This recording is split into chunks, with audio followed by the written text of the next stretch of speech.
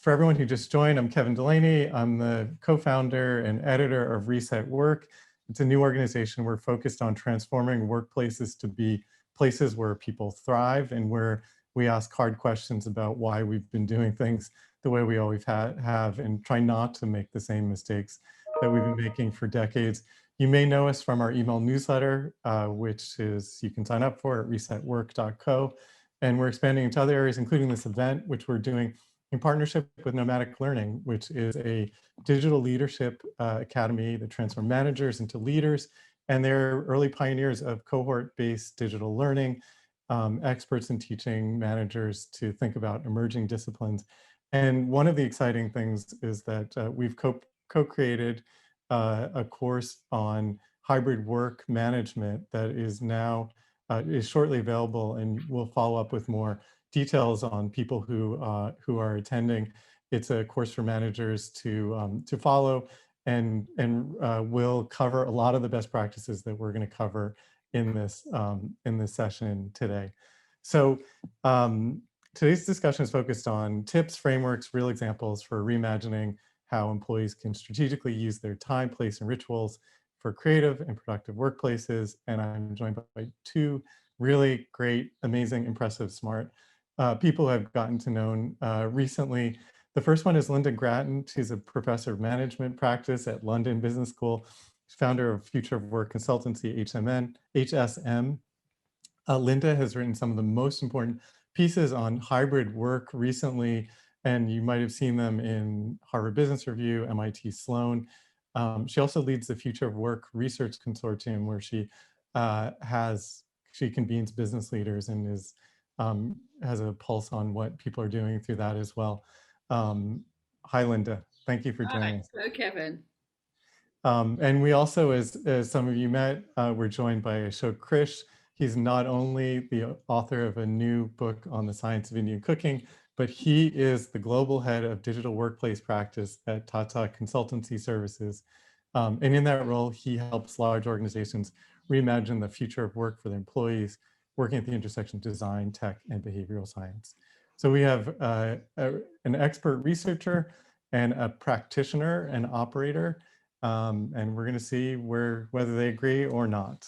We're going to speak for about 25 minutes, and then we're going to shift to taking questions from all of you. You can put your questions in chat, and I will work them into the discussion. And feel free to add comments or questions in chat as we go along. So, Lynda, I want to start with you. You've had this great analogy about how companies were frozen. The pandemic has unfrozen them, and I presume at some point they'll freeze again. Can you start by talking us through that and where we're at? Well, first, thank you. Great to see you, Kevin, and great to see Ashok, who is a great friend of mine and actually teaches on my London Business School elective on the future of work. So he and I have to say, have been talking about this for about 5 years. So we're both very influenced, I think, by each other's thinking. Those of you who are OD experts, and I'm sure that some of you are, will know that the freeze, unfreeze, refreeze isn't me, it's Kurt Lewin. And what Kurt was saying there is that, we have, organizations have these habits and these assumptions, these practice and processes, ways of working. And at some stage, often, Kevin, because of an external threat, things change and they start to question that. That becomes the unfreeze. I actually ran a webinar this morning where we got 500 people from around the world talking about hybrid work, as we always do.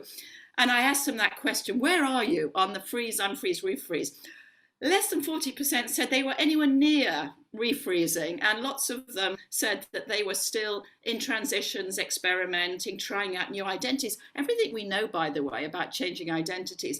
And I was reminded of a conversation that I had with Leon Katz, who's the Chief Marketing Officer of HSBC, and actually will be my guest on my next webinar. And she said, I don't mind if our feet stay wet for a bit longer.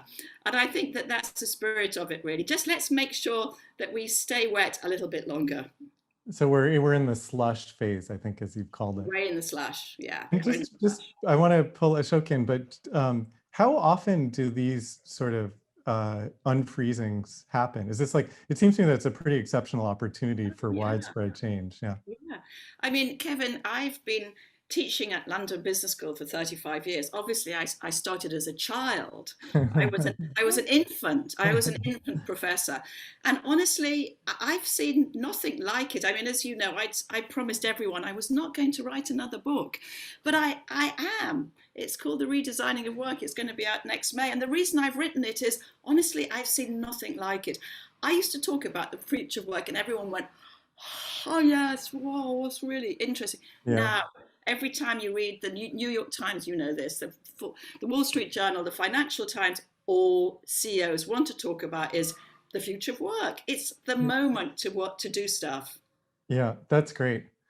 So before we dive in, like, isn't this story, like, what's interesting is that TCS, which has 500,000 employees, so you're thinking about the future of work at scale, both for your clients, but also for your own employee base. And maybe you could briefly tell us about that.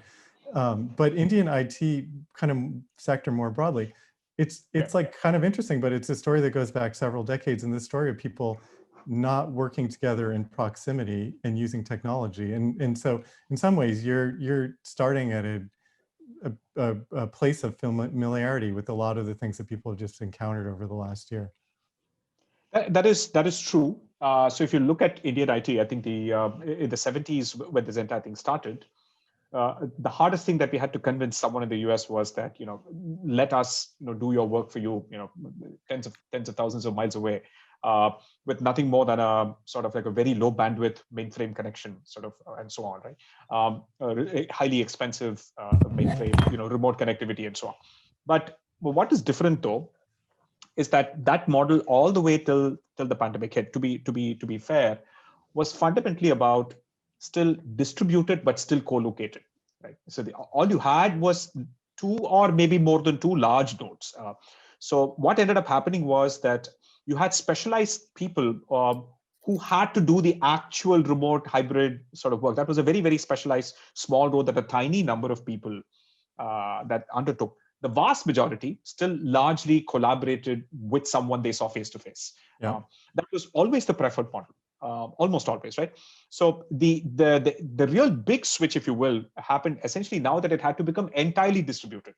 That even individual small teams were now broken up and people were working out of their homes in their small towns, not necessarily in cities, and so on. So in that sense, this is a big shift even for IT itself, even for a company such as us. Obviously, I think the advantage we had was that we had invested in remote work infrastructure and technology simply because we were growing faster than our ability to build offices. And so we always had a plan B for remote work, except that it became plan A during the pandemic, right?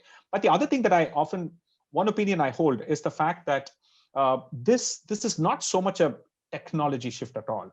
This is really a cultural shift. Video conferencing, remote work, virtual desktops, VPN, and these technologies have been around for a decade or two.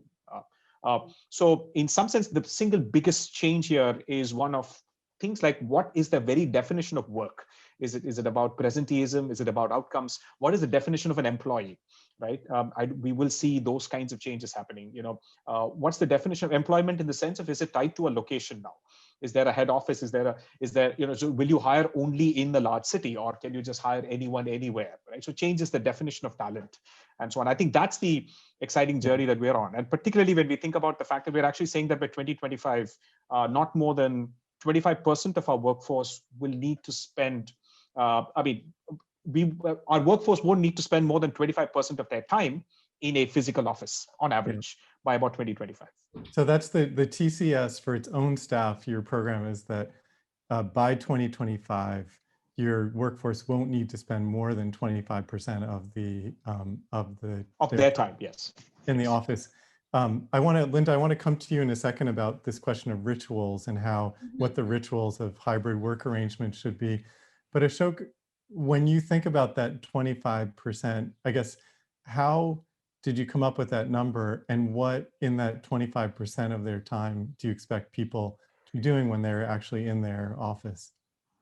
So at one level, the 25% is also is an aspirational number. So it was sort of like but we arrived at it by looking at various work patterns over the last 1 year. And as you can see, there's actually lots of complexity in that. So there are certain kinds of work, like a junior developer, who can, for the most part, get away with being remote for most of their time. In fact, up to 90% of their time. It's never going to be 100% because I think human beings as social beings still need to see each other, build relationships, have water cooler conversations, brainstorm creatively and so on with other people, understand certain things, scope, initial onboarding, training, mentoring. Many of these things work much, much better in person and so on, right? But there may be other high levels of empathy kinds of roles like designers and so on that who might need to spend more time actually face to face with people. So it was a calculation of a lot of this that we felt that 25 is probably a nice target to go after on an average. There may be some people who will spend 50%, some even 75%, but several others will spend very, very little time in the office on the long run and only meet when you absolutely need to meet. But it also means that it's a new way of thinking about project management. A new way of thinking about project management is you're not just optimizing for skills and tasks and so on, but also across location and when you're going to co-locate, right? And also about if you're offering a flexible work environment where somebody says that I'm going to come on work on Monday and Tuesday, but I'm going to be working from home for the rest of the week, and somebody else has a different schedule. How are you going to match all of them up, right? How are you going to this is an interesting problem for project managers to think about, and the new definition of flexibilities. You have to be flexible about flexibility as well. There are certain phases of a project where people do need to get together, and that cost of coordination is very high if everyone is remote and you're not able to. It's sort of like it's a more complex version of finding a meeting room in the office, which is always seems to be in scarce supply. Well, and I want to come back to that in a minute. And I know agile methodology is something that TCS has used, and so we'll come back and talk about that. Lynda, to our sort of headline question about the rituals of hybrid work, how do you think about what the rituals should be and what their importance is? Well, Kevin, we've been since the beginning of hybrid. I and my team at HSM Advisory have been really looking at rituals with the companies that we advise, but also through my academic work. And here's the thing, rituals, I think, are part of the signature. So about 20 years ago, I wrote a piece in a Sloan Management Review about signature processes with Sumanta Ghoshal, who passed away some years back. And in it, I said that organizations do things that differentiate them from others and which are very difficult for them, for others to replicate, and which somehow link into their purpose. That's what rituals are. So, each time you see a ritual, then it's very specific to that company. So, for example, I know with Ashok, he will say, well, one of the rituals is, because they use agile methodology, they do quite a lot of stand-ups, morning stand-ups. I'll tell you who, for me, really nailed this one, Kevin, and I think you know Christy as well, Christy Johnson at Artemis Connection, who, for me, thank you, Erin, who for me was a real eye-opener, because as you know, and I think you've interviewed her, Christy built a virtual strategy consulting practice long before pandemic. So obviously we all rushed to her and said, Christy, how did you do it? And there was one word that she used that I've been using quite a lot, and that word is intentionality. I mean, what she basically said is, look, if everybody's in the office all the time, you don't really have to manage work at all, frankly. I mean, you just get humans together, they get on perfectly well, they bump into each other, and they sort of get their job done. But actually, once you are all virtual, or all as you've heard from Ashok, the much more difficult issue where some are virtual and some are together, then you have to be much more intentionality, and your signature rituals, which could be a daily stand-up meeting, or, with Christy, I have about 15 things that Christy does specifically as rituals. So I think, the question is, what's your signature, and what therefore might be the rituals that are going to be really important, that show your purpose, that are linked to productivity, and that differentiate you from others. So for example, right now we can see the Goldman ritual is everybody's got to be in the office all the time. I don't have a problem with that.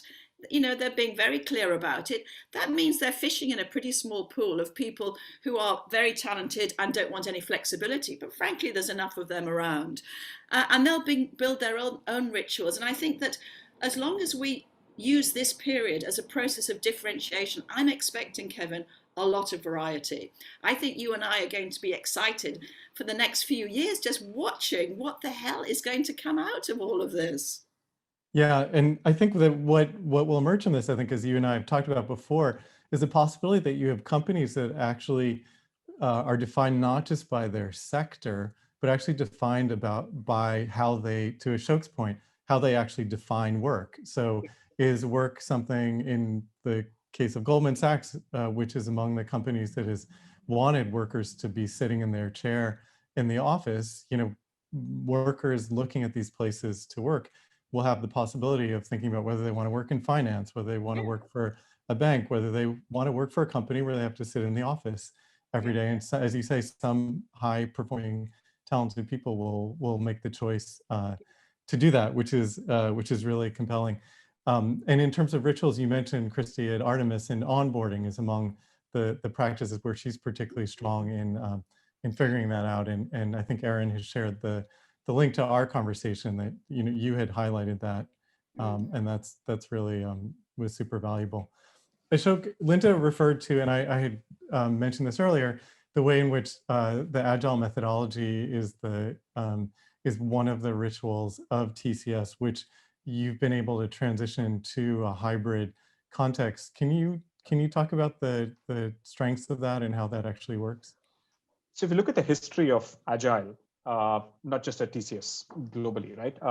One is that it sort of it took shape largely in small IT parts of organizations, not so much the other parts of organizations. And the other interesting thing is that people often associate Agile with its set of rituals, which have sort of almost become like a canonical set. Everybody, you swears by the book, if you will, almost become a religion in that sense. But I think the essence, if you really think about Agile, is the fact that you're moving away from a world where you do not agree to a deadline till you're clear on scope.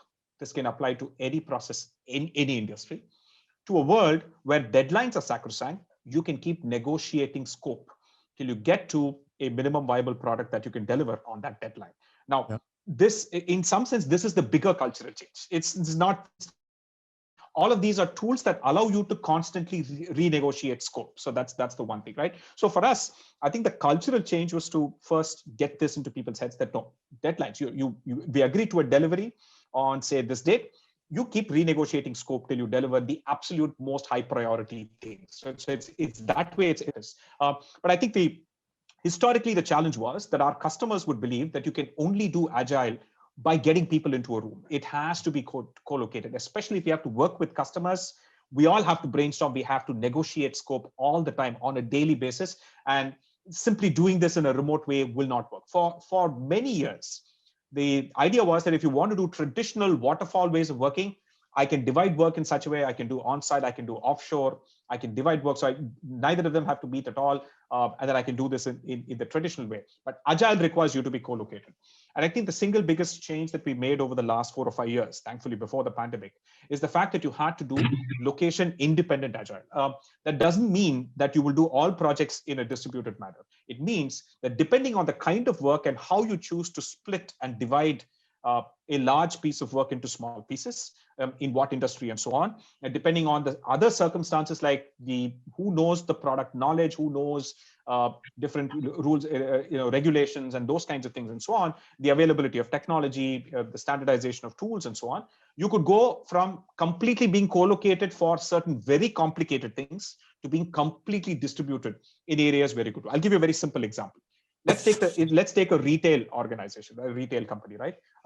So there is an Agile sort of scrum and a team that's focused on determining which store gets what products on discount today, right? It's a very important thing. It determines sales. It has a huge impact on revenue, top line, and it determines what goes into the front and what discounts get applied and so on, and so on. This is exactly the kind of thing where you need highly localized knowledge for that city, for that store. So you need to be local. It's very, very hard to do this without understanding the local cultural background and what's happening in town. There's a football game happening, so I have to do this and so on, right? Versus the IT team that manages, say, their payment interfaces, all their online payment systems and so on, can be done in a globally distributed way. World over, these systems work exactly the same. So I can have a 24/7 team sitting in Mumbai, in Manila, in Uruguay, wherever, in a 24/7 model. And I can really accelerate development on that in an Agile manner by doing this. So again, it's fundamentally about determining what kind of work are you doing, what kind of complexity, and then determining the right kind of location independent sort of agile model, right? And the thing that the pandemic actually helped with, right? If you notice that, historically, so if somebody was working in the US and somebody was working in India, right, they would often have maybe about an hour or two of overlap, right, in the evening, right? Yeah. So one thing that happened now is that because of the pandemic and everybody is working from home, I could take those people who had to do coordination and have them work a little bit earlier or later, and then have them have 4 to 5 hours of overlap. And this has significantly improved coordination. It's improved sharing of knowledge, and it's actually improved any kind of long distance, on-site, offshore kind of development, because you now have more overlap. But then you can flexibly allow other people to have less of an overlap and therefore, work at a time that they find more convenient and so on. So in that sense, agile plus hybrid, I think were just made for each other in that sense. I think, we got sort of fortunate with that. That's really interesting. There are a lot of companies that have what they're calling coordination hours, which are hours that are where everyone agrees to be online, even as they have flexible schedules. And it sounds a lot like what you're talking about there, 4 or 5 Exactly. hours Yes. in a day Yes. that cross different time zones, so that you can set up a meeting and expect that your colleagues should be available. And it's not the same person all the time. So you can sort Yeah. of split it around so that it's not that same person doing it all the time. Yeah. Lynda, I want to talk about meetings in a second, but just bring you in on a point that Ashok just made about the type of work. Lynda, you've written about the type of roles too, and my sense is that a lot of your thinking about this is role-based and individual, like getting sort of down to the individual contributors and what their roles are in the circumstances. Yeah, that's right, Kevin. I mean, when I was trying to work all this out at the beginning of the pandemic, there was quite a lot of push at that stage. I don't know if you recall, where we said it's all about people. We've got to listen to what people want. And my worry was that if we built an organization that was simply based around what people want, then once the pandemic's over and everyone settles down, all of this stuff will be pulled out. Because at the end of the day, the CEO asks one question about the design of work. And you know what that question is? They say, does it help people be more productive? So I decided to take the productivity route. And in doing that, I looked at tasks. So if you take a look at my HBR article, which I'm sure, Erin, you're going to post any moment in the chat, of course, it's behind a paywall, sorry for that. But what you'll see is that I actually lead with tasks. So I say, what is it, the task? What is it that this job family is required to do? And I talk about energy, focus, coordination, and cooperation. And I want to just reinforce Krish's point. One of the things that I've learned from working with him for the years that I have is, do you notice the level of detail he gets into? I mean, it's astounding. And that's because that's the level of detail we need to get into. And I think what we've been, and when I say we, I'm speaking now from the HR community, we've been very lax about the design of work, very lax indeed. And actually it was listening to Krish for all those years, as I've done. I think you've talked now for 5 or 6 years, haven't you, on my program? Yes. It's all about the detail, it's all about the tasks. And once you start looking at the tasks, that helps you in a number of important ways. First of all, of course, it helps you with hybrid, but more importantly, it helps you with the talent ecosystem, because then you say, well, hang on, if we look at it in terms of tasks, who could do that task? And then you're saying, well, could it be a freelancer? Could it be a machine? Could it be someone who lives in a different country? And that, I think, is quite liberating for the talent agenda as well as for the work agenda. So I want to, at this juncture, I want to encourage people, if you have any questions, to put them in the chat, and we'll start coming to them in a minute. But I think there's one important question that you're raising, Lynda. In some ways, you're suggesting that we haven't gotten into the weeds and really kind of looked at the specific tasks. And I think, this time of remote work has been in some ways an indictment of just how lazy we've been in terms of thinking about management as its own discipline, as opposed to something that you give someone who's already very busy to do, on top of the things that they're actually good at, as sort of an afterthought. So one of the questions, and maybe Lynda, you can start, and then Ashok, is how does the role of the manager need to change in hybrid work, and what does a high performing manager do that might or might not be different than what they did before?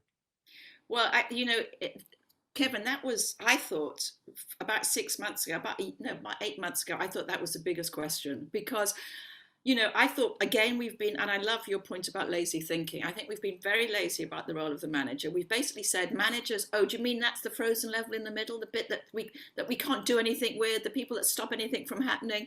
And actually, we're suddenly realizing that the manager plays a pivotal role. And I've been really fortunate because I've been working with Diana Gerson, who I think you know, Kevin, who just recently stepped down as CHRO at IBM. And we've written a wonderful piece, which you will see in HBR next year, about the role of the manager. And this is what we're saying. We're saying, look, the manager's got two big roles. One is to help people thrive. And the second is to curate workflows. Now, there's some companies, particularly who've gone down the agile route, and the telecoms are going down the agile route, Christian, you know this as well as I do. So that's going to be Telstra, for example, out of Australia. They've actually separated those two jobs completely and said, look, there's a manager of work and there's a manager of people. And I think that that's the level of specificity we need to get to. And we've also got to do a lot more to train managers. I've been very taken with what Standard Chartered Bank have been doing recently to really say, look, we've spent millions on leaders. We've got 14,000 managers out there. What the hell have we done for them? Now, of course, you can't do the huge leadership programs that we do at London Business School for managers, mostly because there's so many of them. You've got to be much more creative. And that's where this, the sort of program, Kevin, that you've just spoken about, which is a digital program, really steps up because, well, you know this very well, Kevin, that if you take a look at where has the investment gone since hybrid, a lot of investment has gone into building, training platforms. I'm watching this space as you are, I think as we all are. I'm looking forward and I'm hoping to go onto the board of a couple of companies that are actually doing this stuff because it seems to me this is a fantastically interesting area at the moment. We need to train managers. We've got to do it partly virtual. Who's going to be able to do that best right now? And there's a scramble happening using, as you know, virtual reality goggles, all sorts of things to help managers do their job better. When we surveyed return to workplace decision makers this spring, the number one concern above all of them that they ticked off for us was the adequate support for and training for managers, and that that's partly the genesis of the work that we're doing with this online training program that we're kicking off, trying to help people get some traction in that easily. Ashok, I want to ask you the same question. What does a high-performing manager do in a hybrid approach? And then we'll go to some of the questions other folks have put in. So this is so when you look at TCS, when we were into the pandemic, and all of a sudden we were 96% remote, and so on. And you're looking at upwards of almost 100,000 people who are in mid-level management roles, which is that they oversee, so at least 10 people or so, right? Or sometimes between 5 to 10 people, and so on. We've learned a tremendous number of things about that specific demographic. One is that they presented the single biggest challenge in actually successfully sort of transitioning to hybrid ways of work and being effective at it, right? So a couple of broad observations. One is the fact that most leadership styles tend to evolve naturally and implicitly in the physical workspace, right? We are social beings, and a good manager, we don't have to teach them to be good managers because they just naturally are. They tend to be extroverted. They naturally ask for people. They sense when people are having problems. They have no problems reaching out, asking help, and so on. So there are certain implicit things that nobody has to write in a manual, that these skills, none of those skills translate very well into remote work. Mm-hmm. So for starters, actually, bizarrely enough, introverts make better remote collaborators. They're actually happier chatting. They're happier sending a message to someone and asking, how are you, as opposed to talking to them face to face. And so what we actually found is that introverted managers who weren't particularly very good in the physical workplace were actually more empathetic the moment they were behind a screen, and they actually were quite happy to do one-on-one chats. And we discovered that managers who did more one-on-one casual chats with their direct reports more frequently had happier, less stressed teams. And natural extroverted managers simply found themselves at a loss. And the other element here is level of trust, right? So what happens is that are you a low trust person, high trust sort of a person? So some interesting bits of data, and we can kind of talk about the kind of interesting data points we discovered, right? How many meetings do you have where there is a manager, their direct reports, and their direct reports, right? Yeah. If you have too many of those meetings, it essentially means that this manager does not seem to trust their direct reports. So it seems that he's present in almost all meetings. That actually changes. So one way, because it came about as a way of us thinking about how to reduce the overall amount of meeting time, because that was becoming a huge problem from a productivity standpoint and so on. And so we found these interesting patterns. And so the other thing we found out is a correlation between managers, as I said, who do more one-on-one conversations with their direct reports. Their teams are happier, there's less attrition, there's less stress. And in general, those teams are more productive as well. Yeah. Right? And then, so the other one is, I think I'll go back to what Lynda said, which is that we pretty soon realized that there has to be an intentionality and a deliberate way of telling managers that there are some things that you have to start doing. Those are not the sorts of things you would teach someone to do in a physical workplace, but you have to teach them to do this here. Shorter meeting times, in making sure data is visible to more people, culture of working out loud, right? So having meetings where you don't have 3 levels of hierarchy in every stand-up or status meeting, right? So you have to ritualize these kinds of things. Otherwise, we think people will just learn it themselves. They will not. Yeah, and I would underscore one thing that you said among all of those important things is this idea of one-on-one meetings. And I think that just in terms of establishing trust, feedback, setting goals, and actually what the data show is that too many managers were not actually doing that basic weekly check-in with their reports. I want to pull in some of the questions that we have. One of them, the first one is from Nisha Yohanan, and we have we'll probably want to work through relatively quickly through these questions, but Nisha's question is very curious to learn about rituals that bring strength of diversity in a hybrid scenario. Do you have Lynda, do you have a quick thought, or Ashok, do you want to start us on that? I think it's a really good question, Nisha, because one of the issues, I think, with regard to diversity and hybrid work, and Nisha, it's a good point that you make here.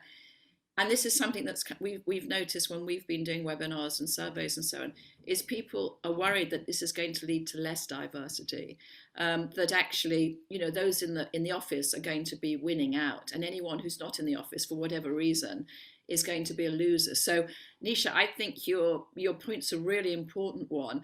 I'm struggling to come up with some really smart thought about that. Ashok, I know that you've always got an amazing thought. No. So one Nisha's a colleague. I've known her for okay. Okay. I kind of but yes, I kind of have a point of view on this, and this is something that we've been internally discussing at the strategic level. In that, as we kind of head back to work, and I know we will, in the sense that it's not all going to be remote, so it'll be hybrid and so on.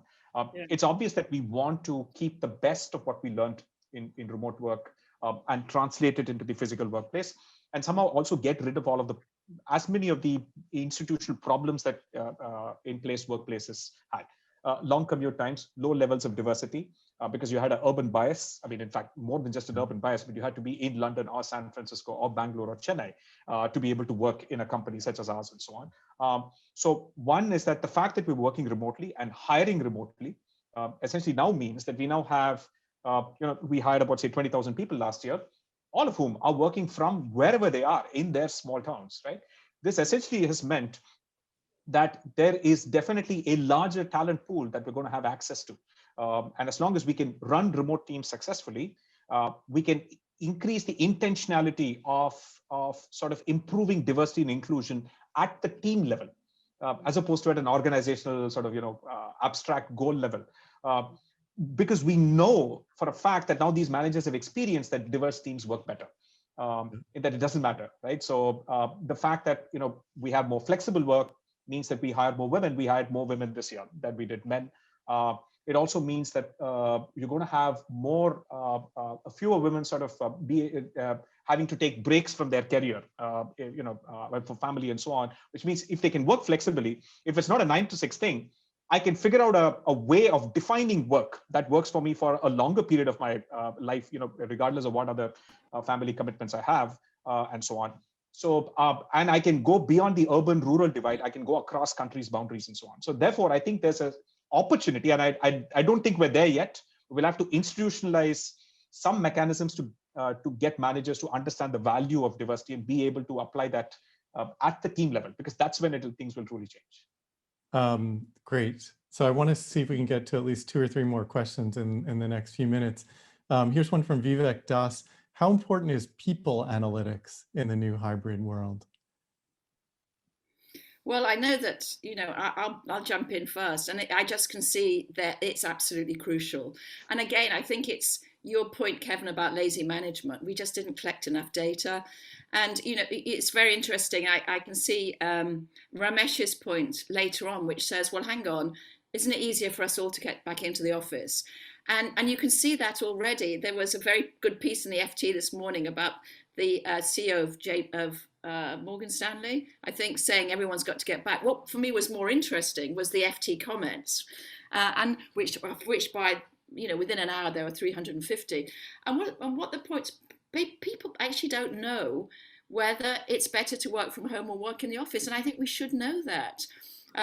It's annoying, isn't it, that so much of the work on working from home, the performance data was collected in call centers. It wasn't collected with knowledge workers. So we do actually need data, because if your CEO says, I want everybody back in the office, and you want to make any case at all that shouldn't be the case, the only thing they're going to listen to is data. They will not listen to anything else at all. So I think we've got to create more data. I know lots of you are. It's amazingly interesting. I know you're learning a lot from it. And indeed, so are we as academics watching this huge data set being built.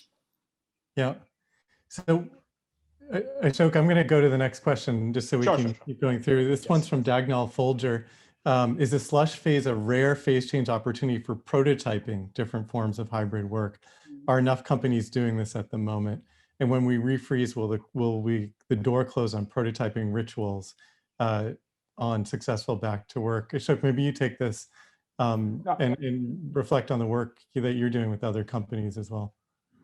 Now, I can already see this, that depending on industry, what I see is that there are some companies that are seeing this as an opportunity to be in a perpetual state of transformation.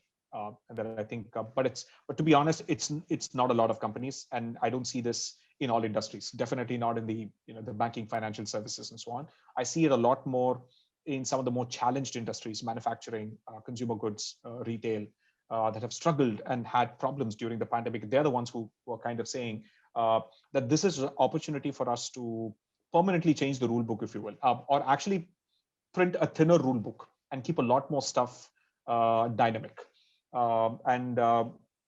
So yes, but I think yes, but the fear is there that there will be a class of leaders and executives and companies. She mentioned Goldman, who will say, no, let's all go back to the office. That is what has worked for us in the last 150 years, and that's what we will go back to, and we'll be successful at it, and so on. I think we haven't had enough time, but we will start to see a breed of company that will get this right, that will be able to get a significantly remote workforce, work really successfully, and have a more diverse workforce hired anywhere in the world, and maybe 4 or 5 different ways of working, from a full-time employee to a contractor to lots of things in between, and so on. And I think those experiments will force change on the ones that were still sort of hedging their bets and wanting to get out of the slush, if you will. You're an optimist, Ashok. I'm very much, yes.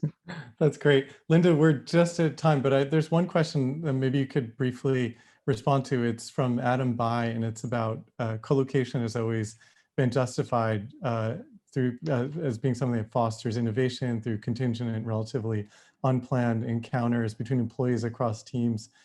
And the question is, how do we design hybrid spaces that encourage really beneficial forms of circulation of people, ideas, practices? Well, thanks, Adam. That's a great question. And I think pretty early on, when we began to worry about what might be happening with the pandemic, is we began to look at networks. And what we began to see is that people, once they were working virtually, spent a lot more time with people that were like them and they knew pretty well, and much less time necessarily linking in with people who were different from them. So there was a question of serendipity and the water cooler conversations. And I remember talking at that stage, I did a webinar with a group from Arup, the design place. And they said, look, we're designing offices specifically for this incredible circulation. So, one point I think, Adam, is that in my view, if you say, what's the office for? The office is for cooperation, and you have to build it for those serendipitous encounters. But let me make another point as well, is that I think, and this is the challenge of being an academic at this moment in time, is that I think that where academics haven't really been able to factor in the incredible impact of platforms. So, for example, my own consulting practice, HSM Advisory, has been running facilitated platforms with people to talk about the hybrid work. We run about one a week at the moment, we've run one for 500, we've run one for a company of 500,000 people. And actually, those are very serendipitous encounters, and we know enough about network analysis to bring people together. And so I think that, those are my two ideas. One is the office is for cooperation, let's make it that. And secondly, let's really watch what's happening with these collaborative platforms, because I suspect that we might be able, I talked to you about Diana Gerson earlier, Kevin. I've never met Diane. We've written an HBR article together. We're best friends. We talk about gardening tips. We've never actually met. Yeah. So I think we've also got to ask ourselves, could we create serendipitous encounters virtually? And I suspect we might be able to do that. So Lynda, I just wanted to just quickly add on top of what Lynda said. I couldn't agree more. I think in-person serendipity is very overrated in the sense that we actually don't serendipitously meet random people. We only meet people who are in that office in a very constrained sense, but we think it's serendipitous. And the history tells us that if there's one thing that has encouraged massive large-scale serendipity, it's the internet. Right, so that's largely been ultimately remote collaboration for the most part. So largely it's about enterprise systems being able to learn from that and designing for serendipity. A simple example, we introduced a chatbot that randomly connects young people who complete 1 year at TCS with a mentor. We couldn't do this at the physical office, but you could do that via chatbot, on the internet, on cloud collaboration platforms. So you can design for it. There are advantages of face-to-face, collaboration and cooperation, as Kevin says it. But just the serendipity part, you can do much more remotely, actually. And there's a great plugin for Slack that a lot of people use called Donut, which pairs people randomly as well. So we're going to have to end there. This discussion was super. I encourage everyone to follow the work of you both, because you're doing some of the leading edge work as in this moment of slush and helping people lead through it. It's Ashok Krish from Tata Consultancy Services, Lynda Gratton from London Business School, who is working on a book that will unfortunately have to wait to read, but will be great when it comes, I'm sure. I want to end, Lynda, on one thing that you've said, which is that one of the risks in this moment is that companies are not imaginative enough, and I think that's one of the things that you both, highlight. That is really, I think, for all of us, a reminder to sort of push, given the opportunity to have a bold and creative path, that this is a moment to actually take that path. I want to thank you both for joining. Everyone who joined us, we really appreciate the engagement. And as I mentioned, I'm the editor of Reset Work. We have an email newsletter that covers these topics and more, which you can find at resetwork.co. And also, all of you will get some follow-up information on this program, this training program on hybrid work that we are developing that we have developed with our partner Nomadic and is about to launch. So. Thank you all for taking this time in your day, and thank you again, Ashok and Lynda, for sharing your wisdom and insights. Thank you. Thanks very much. Thank you. Bye-bye.